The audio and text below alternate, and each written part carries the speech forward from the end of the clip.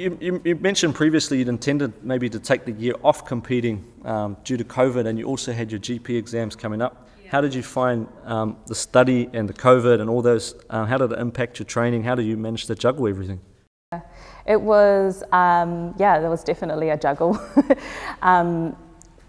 Kind of a blessing in disguise, or that I couldn't actually train, so it wasn't, didn't feel like it was all my fault. But I still trained because it keeps me sane. It's like my escape from work and study and things.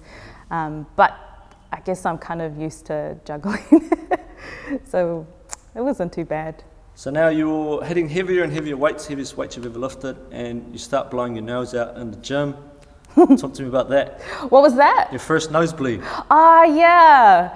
That was at, what was I doing? Like a 180 something squat reps. Yeah. Wow. And I blame that for me missing that rep. So 2021 is kind of a little bit closer to where we are now. You're, as you said yourself, your most inconsistent prep to date. Yeah. First comp of the year, WP Oceanias, you're back under 72. This time with the help of a nutritionist. Yeah. Talk to us a little bit about that. Yeah, so it was pretty inconsistent, although everybody took the holidays off, so I was still there, but just had some niggles popping up and exams and stuff. So pretty happy with the result in the end. I got a dietitian. Yep.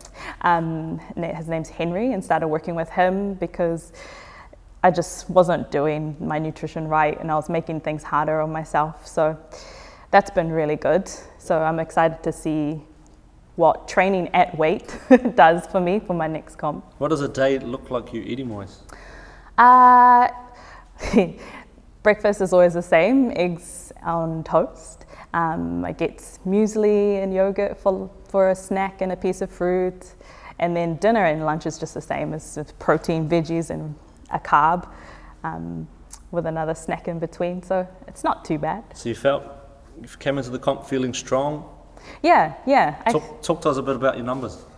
So we've completely changed my squat actually leading up to that comp. I learned how to squat in flats and low bar for the first time, because I'm usually in heels and high bar, and that's because I just can't move my shoulders. So we learned how to do that, and that seemed to make a huge difference to my squat. Squatted 200 for the first time in the gym. Yep.